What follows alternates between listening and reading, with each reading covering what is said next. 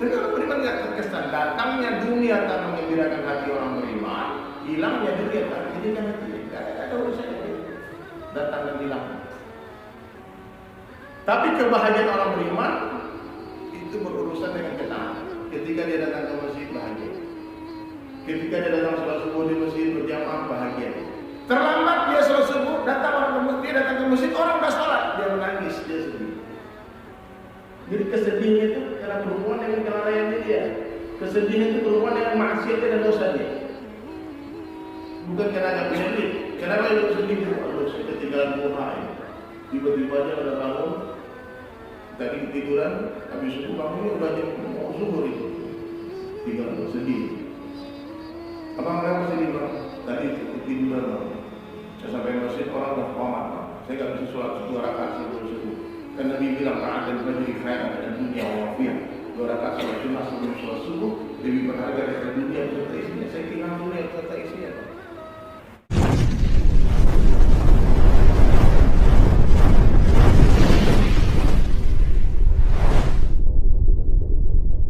Assalamualaikum warahmatullahi wabarakatuh. Alhamdulillah. نحمده ونستعينه ونستغفره ونؤمن به ونتوكل عليه ونعوذ بالله من شرور انفسنا ومن سيئات اعمالنا من يهد الله فلا مضل له ومن يضلل فلا هادي له اشهد ان لا اله الا الله وحده لا شريك له واشهد ان محمدا عبده ورسوله لا نبي بعده قال الله تعالى في القرآن الكريم أعوذ بالله من الشيطان الرجيم بسم الله الرحمن الرحيم والذين جاهدوا فينا لنهدينهم سبلنا وقال النبي صلى الله عليه وسلم كل أمتي يدخلون الجنة إلا من أبى قيل ومن يأبى يا رسول الله قال من أطعني دخل الجنة ومن عصاني فقد أبى أو كما قال رسول الله صلى الله عليه وسلم. Baik Bapak Ibu sekalian, saya bisa minta tolong nggak? Bapak yang di belakang bisa maju ke depan nggak Pak? Biar kita ini semua, Masya Allah. Ibu-ibu yang di belakang please maju ke depan bunda. Kecuali nggak bisa maju ya terpaksa bersandar. Ayo, mari kita sempurnakan dulu ini majlis kita. Sebelum dituang kopinya, itu gelas dibuka dulu Bang ya. Jangan sampai ada 1 gelas yang tertumpuk. Ya. Alhamdulillah. Ayo udah semua khusus dulu, tawajuh dulu, baru kita mulai pembahasannya. Karena itu bicara sederhana saja, tapi kalau sambil main handphone, sambil ngobrol, nggak akan paham, nggak akan paham. Ya. Ad-dinu yusrun, agama itu mudah. Tapi kalau kita nggak niat, itu susah ya. Betul nggak? Ayo udah, bismillah telah selesai. Salat duhanya maju ke depan.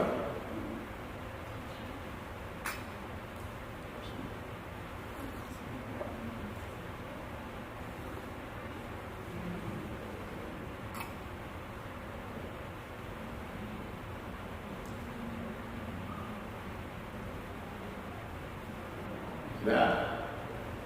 Nah, angkat kepalanya, buka matanya. Yang bawa buku dicatat.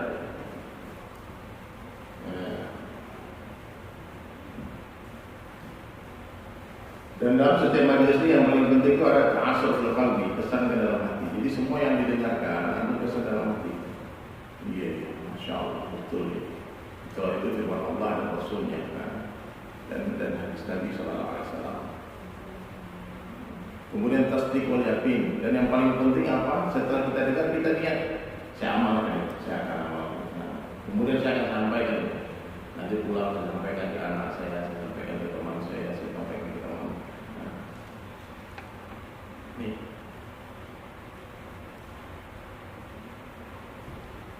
Dengar ini ya. Ya. Jadi hadirin sekalian, saya yakin semua kita ingin bahagia, betul nggak? Dan kebahagiaan yang dikehendaki oleh Allah Ta'ala itu bukanlah kebahagiaan yang berhubungan dengan pemberian Allah. Kalau Allah lagi hidup bahagia, enggak. Kalau kebahagiaan itu tergantung dengan pemberian Allah kepada kita, maka kebahagiaan kita tidak akan berterusan. Karena pemberian Allah ini kadang banyak, kadang kurang, Pak. Kadang dikasih, kadang enggak. Pas dikasih bahagia, pas enggak dikasih stres lagi. Bukan begitu. Jadi kebahagiaan orang-orang beriman itu bukan dalam pemberian Allah, tapi kebahagiaan orang beriman itu ada dalam perintah Allah. Nah, kalau perintah Allah semua orang bisa buat, orang sehat bisa buat, orang sakit bisa buat, orang kaya bisa buat, orang miskin bisa buat. Sehingga kita bisa bahagia 24 jam. Paham ya? Nah, jadi kalau kita bahagianya kalau kaya aja, nanti pas miskin gimana? Susah lagi, stres lagi. Tapi orang beriman tidak, kebahagiaan mereka betul-betul kebahagiaan yang tidak terkesan oleh suasana dan keadaan. Dikasih sama Allah, diberi sama Allah, dia bahagia, enggak diberi pun dia bahagia. Karena akhlak tertinggi orang beriman itu apa? Senantiasa berhusnuzon kepada Allah. Mereka baik. Dia orang beriman, dia bahagia terus. Ada duit bahagia, enggak ada duit bahagia juga. Karena ada perintah Allah ketika punya duit, ada perintah Allah ketika enggak punya duit. Jadi perintah Allah ada dalam setiap suasana negara. Pas lagi kaya ada perintah Allah untuk orang kaya, maka dia bahagia orang kaya selama dia taati perintah Allah. Pas miskin ada perintah Allah untuk orang miskin. Maka ketika orang miskin mentaati Allah, menghidupkan sunnah Nabi SAW, Allah bahagiakan orang miskin. Jadi Allah Ta'ala ini berkuasa membahagiakan orang miskin tanpa memberi dia harta, ataupun Allah kuasa menyusahkan orang kaya tanpa mengambil hartanya. Bapak. Jadi kebahagiaan tergantung apa? Perintah Allah. Berkaitan berhubungan dengan perintah Allah, bukan berhubungan dengan pemberian Allah. Kalau pemberian Allah, tidak semua orang diberi jabatan, tidak semua orang diberi popularitas, betul nggak? Tidak semua orang diberi kecantikan wajah, ketampanan, nggak semua orang diberi kesehatan. Tapi orang beriman nggak ada masalah bagi dia. Diberi apapun sama Allah, nggak diberi pun, setiap suasana dan keadaan Allah pasti bahagiakan. Karena kebahagiaannya itu tergantung dengan amalan, tergantung dengan perintah Allah. Sekarang apa perintah Allah ada majelis? Mendengar, dengar sungguh-sungguh, maka Allah bahagia. Jadi siapa saja bisa bahagia. Allah itu Maha Adil, sehingga Allah tidak letakkan kebahagiaan dalam kekuasaan, tidak letakkan kebahagiaan dalam popularitas, tidak letakkan kebahagiaan dalam jabatan, tidak letakkan kebahagiaan dalam kekayaan, tidak diletakkan kebahagiaan dalam ketampanan dan kecantikan. Tidak ada urusannya. Kebahagiaan itu tidak ada urusannya dengan tinggal di kampung, tinggal di pedalaman, tinggal di desa, ada sungai yang jernih, bukan itu. Tidak ada urusannya. Nabi Ibrahim AS itu bahagia dalam kobaran api. Orang tanya kapan saat terindah dalam kehidupan wahai Ibrahim, dia katakan ketika aku dibakar. Bahkan hebatnya Allah lagi itu, kalau dalam mentaati Allah, semakin susah semakin bahagia. Beda dengan dunia, orang-orang pecinta dunia itu kebahagiaannya berhubungan dengan kemewahan.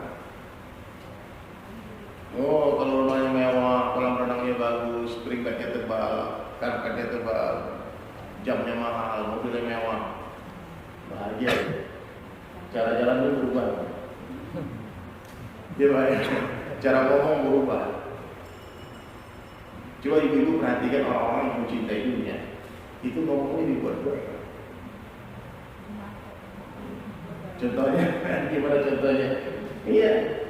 Tapi kalau mereka nggak punya duit, nggak berani ngomong, kayak kucing basah. Kalau punya duit, tidak orang beli-beli semua. Tapi kalau beriman nggak terkesan, datangnya dunia tak mengembirakan hati orang beriman, hilangnya dunia tak menjadikan hati. Nggak ada urusannya. Datang dan hilang. Tapi kebahagiaan orang beriman itu berurusan dengan ketaatan. Ketika dia datang ke masjid, bahagia. Ketika dia datang sholat subuh di masjid berjamaah, bahagia. Terlambat dia sholat subuh, datang ke masjid, orang nggak sholat, dia menangis, dia sedih. Jadi kesedihan itu karena berhubungan dengan kelalaiannya dia. Kesedihan itu berhubungan dengan maksiatnya dan dosanya. Bukan karena nggak punya duit. Kenapa itu sedih? Aduh, saya ketinggalan duha. Tiba-tiba dia udah bangun, tadi ketiduran, habis subuh bangunnya udah jam mau zuhur itu. Tinggal sedih. Apa kenapa sedih bang? Tadi ketiduran bang. Saya sampai masjid orang udah komat bang. Saya nggak bisa sholat 2 rakaat sebelum subuh. Kan Nabi bilang ra'at dan fajri khairan dan dunia wa wafiyah. 2 rakaat sholat sunnah sebelum sholat subuh lebih berharga daripada dunia beserta isinya. Saya kehilangan dunia beserta isinya, Pak. Orang kehilangan tas beserta isinya sedih, betul? Ya, Bu. Gimana kira-kira tasnya? Yang harganya puluhan juta hilang. Hilang separuh nafas ya. Dalam ada ATM, tidak ada cincinnya, ada semua. Tapi orang beriman tidak. Tanda-tanda iman itu ada dalam hati seseorang. Apa tanda-tanda? Datangnya dunia tak menggembirakan hatinya, hilangnya dunia tak menyedihkan hatinya. Jangan kita nggak ada iman ini ada. Saya juga. Karena saya masih senang banget dapat dunia. Iya. Coba ibu dikasih duit 100 juta sama orang, senang. Terus tiba-tiba uang hilang, jadinya. Baru dapat nih pulang, udah senang banget nih. Tiba-tiba itu jabret orang jalan, hilang. Orang beriman santai aja. Itu ulama sampaikan. Datangnya dunia tak menggembirakan hati orang beriman. Flat dia sama dia. Dia cuma bilang alhamdulillah, syukur. Biasa. Ketika hilangnya dunia, dia bersabar. Itu pun tidak mengurangi kebahagiaan. Tapi kalau kehilangan amalan, kehilangan baca Quran, hari ini nggak baca Quran, hari ini nggak zikir pagi petang, hari ini nggak salawat, oh itu baru sedih. Nah, maka hadirin sekalian, iman ini harus diusahakan. Bagaimana cara mengusahakan iman? Nabi SAW mengajarkan sederhana, semua orang bisa buat. Kata Nabi SAW, jaddidu imanakum, perbaharui iman kalian, usahakan iman kalian. Lalu seorang sahabat bertanya kepada Nabi SAW, kaifa nujaddidu imanana ya Rasulullah? Bagaimana cara memperbaharui iman kami ya Rasulullah? Maka Nabi menjawab, akhfiru min qawli la ilaha illallah. Banyak-banyaklah kalian mengucapkan kalimat la ilaha illallah. Di mana saja, kapan saja, jumpa siapa saja, katakan kepada mereka la ilaha illallah. Itu orang kaya katakan la ilaha illallah. Itu kekayaanmu Allah yang punya. Hartamu itu bukan punya kamu, tapi punya Allah. Kita nggak punya apa. Bahkan nafas kita nggak punya. Dulu kita nggak bernafas. Dulu kita nggak ada nafas, nggak hidup. Kemudian dihidupkan Allah. Nanti Allah ambil lagi kehidupan itu. Ntar lagi ibu tenang aja. Iya, nggak lama lagi. Serius. Satu hari nanti akan ada kabar, tidak ada lagi majelis dari DSIS, nggak ada lagi, hilang sudah. Antum WhatsApp, bang, nggak ada balasan, no reply. Nggak ada lagi posting di Instagram, nggak ada lagi uploadan di YouTube. Senyap. Kemana? Orang mati. Jadi hadirin sekalian ini mau main-main. Ayo maju ke depan, maju. Merapat ke depan insya Allah. Tafadhol, mari kita sempurnakan, indahkan majelis ini.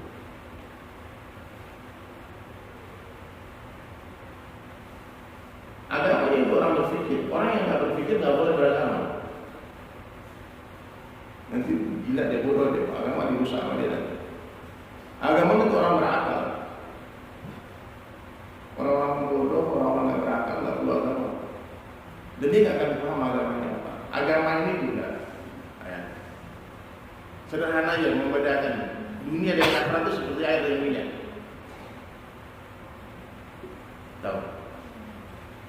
Kemudian bagi ahli dunia, kehinaan bagi ahli akhirat. Yang dikejar-kejar sama pencinta dunia, yang dijauhi sama pencinta akhirat. Banding terbalik. Sahabat hadis sekalian menolak dunia dengan kedua tangannya. Namun kita ini saya juga termasuk meraih dunia, mengejar dunia dan kedua tangan.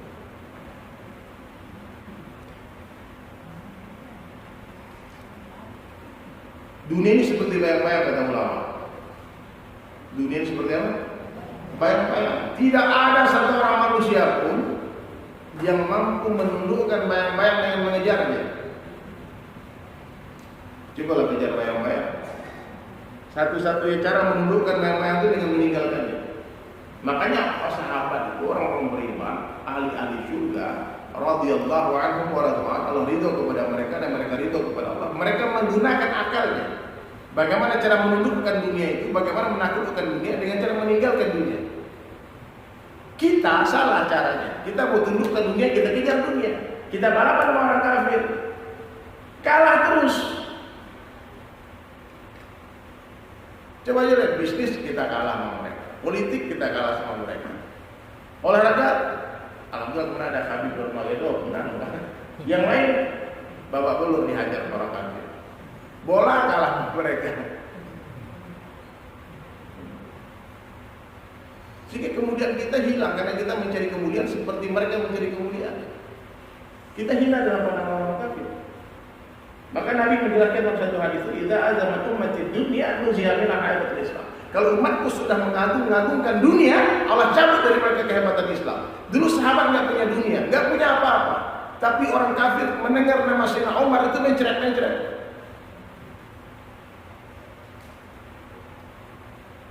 Orang-orang kafir ini anaknya nangis, itu dibilang, nanti Umar diam. Namanya saja. Umat Islam lo dikit 124.000 orang, tapi menggemparkan dunia. Hari ini kita 2 miliar, tapi seperti buih di atas lautan. Kita mesti umat hari ini jangan tidak terlalu banyak teriak-teriak. Kita harus introspeksi diri. Kita ini ngapain sih? Kita ini udah benar belum? Kita jangan terus sibuk mengurus orang. Diri kita dulu sekarang. Ya bukan kita nggak ngurus orang, kita ngurus orang, tapi jangan sampai kita sibuk mengurus orang lupa mengurus diri sendiri. Sibuk membicarakan aib orang lupa bicara aib sendiri, memikirkan aib itu sendiri.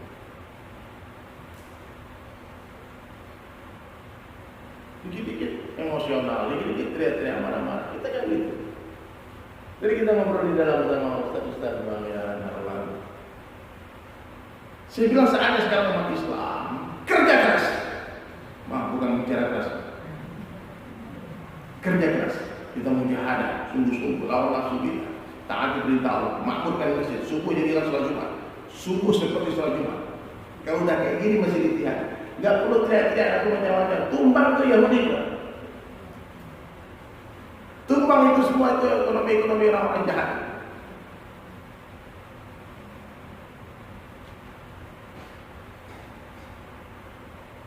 Hari ini kita bicara keras, kerjanya pelan, Pak. Itu masalahnya. Bicaranya keras, kerjanya slow. Habis teriak-teriak tidur. Bukannya mungkin ada, bukannya sholat tahajud, bukan sholat berpanjang, bukan hafalkan selesaikan bacaan Quran 3 juz 5 juz. Dulu para sahabat dengan amalan. Mereka cuma makan 1 biji kurma sehari. Sepanjang malam mereka berdiri menangis. Allah turunkan nusrahnya. Sekarang pejuang-pejuang nggak sholat tahajud. Saya kan berbaris tempat pejuang juga. Habis teriak-teriak malamnya tepar semua. Gimana Allah menurunkan pertolongannya? Kita mengandalkan harta, kalah sama mereka. Berapa banyak di orang Islam? 25. Mereka punya pabrik duit. Kita punya senjata.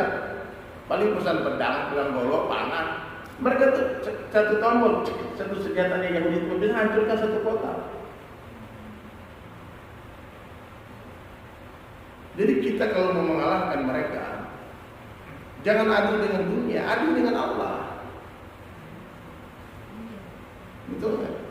Sekarang Allah lepas tangan kepada umat ini. Umat ini gak lagi yakin kepada Allah. Usaha-usaha yang dibuat umat Islam hari ini menafikan Allah. Penting orang Islam kaya terus. Ini dari mana bahasa ini, Pak? Nabi itu doanya kita miskin. Ini kalau saya ngomong ini nanti motivator marah lagi, penting lo ngomong kayak gitu. Umat ini miskin, jangan dibilang suruh miskin lagi. Bu, sahabat semua minta miskin, tapi yang kaya banyak. Hari ini semua pengen kaya, yang miskin yang banyak. Karena yang ngatur rezeki itu bukan usaha kita, yang ngatur rezeki itu Allah. Kesalahan terbesar orang-orang sukses hari ini, dia pikir dia sukses karena dia pintar. Ini Pak. Abdurrahman bin Auf itu berkali-kali menghabiskan hartanya, dia pengen miskin.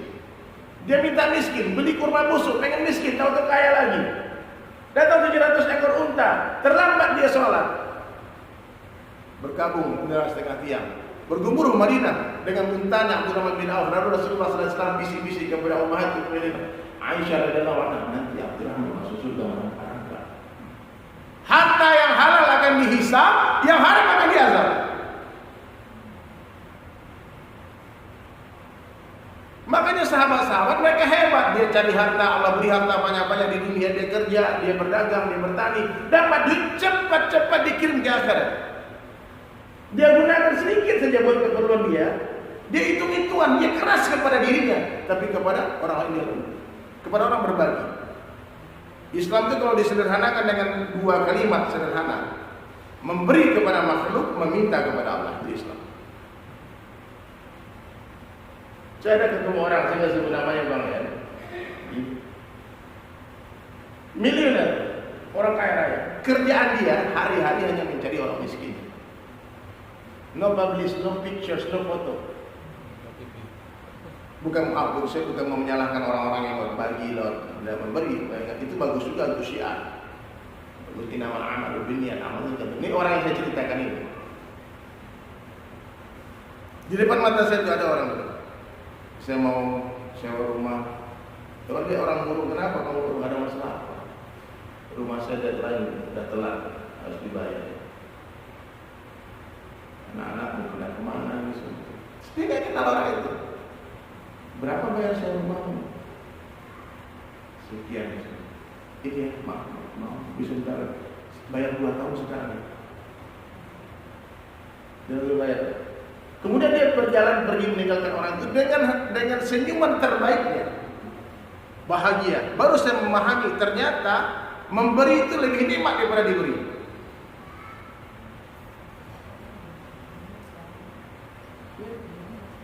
Kerja dia cuma berangkat orang umroh. Kamu udah umroh belum? Belum. Sini, umroh ya.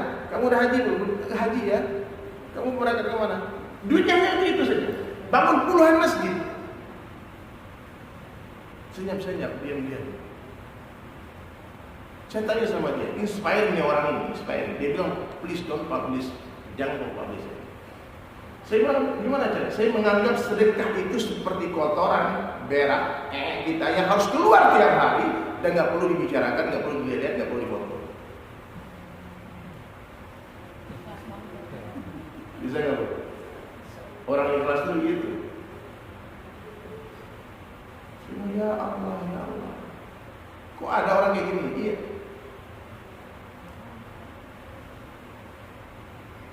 Alangkah indahnya kalau kita seperti itu. Dimuliakan Allah, disayangi manusia. Bebannya gak banyak. Sehingga kawan saya ini, di hari itu kapan ya mati ya? Iya, kapan dia berangkat ke akhirat? Karena dia sudah membayangkan janji-janji Allah, janji Rasulullah SAW, istana di surga, kehidupan yang abadi. Dunia ini tempat susah payah, bunda ayahnya. Ya, dunia tempat susah payah. Maka Allah sayang kepada umat Rasulullah, tak diberi umur panjang kita supaya kita tidak terlalu lama bersusah payah di dunia.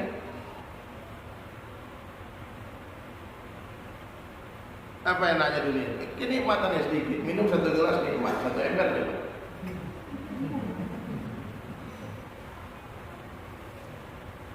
Mobil mewah, hanya indah sebelum dimiliki. Kalau udah punya biasa-biasa aja. Betul nggak Bu? Ya punya mobil mewah, coba rasain. Oh, dream book, buku impianku. Aku mau punya rumah mewah, minimalis, ada kolam renangnya, ada pohon-pohon pisang-pisangnya di situ banyak. Sudah punya, berlumut ke kolam renang nggak berenang gitu. Jadi dunia ini ternyata fata morgana. Sepertinya membahagiakan, padahal enggak. Coba lihat berapa banyak guru-guru kita, ulama-ulama kita enggak punya rumahnya beralaskan tanah, enggak punya duit, enggak punya apa-apa, kerja cuma ke sawah, bertanam, terus ke kali mancing ikan. Tapi mulia, raja-raja datang kepada mereka, minta nasihat. Ulama-ulama datang, pejabat-pejabat, presiden, gubernur datang kepada mereka. Jadi kemuliaan itu gak ada urusan dengan apa. Kemuliaan itu di sini berurusan erat dengan keimanan dan keyakinan kita kepada Allah. Ujian harus ada. Bu, di dunia ini ujian semua sebetulnya. Orang kadang-kadang merasa ujian itu kalau miskin aja. Kalau ada orang miskin, kasihan dia lagi diuji sama Allah ya teman kita tuh ya. Kita lupa bahwa saya kekayaan juga Kenapa sakit? Iya sakit. Kasihan ya. Diuji sama Allah. Kita lupa kesehatan juga ujian. Ibu-ibu paham nggak? Coba buka matanya nih, pada ketiduran saya lihat. Apa suara saya kurang keras nih?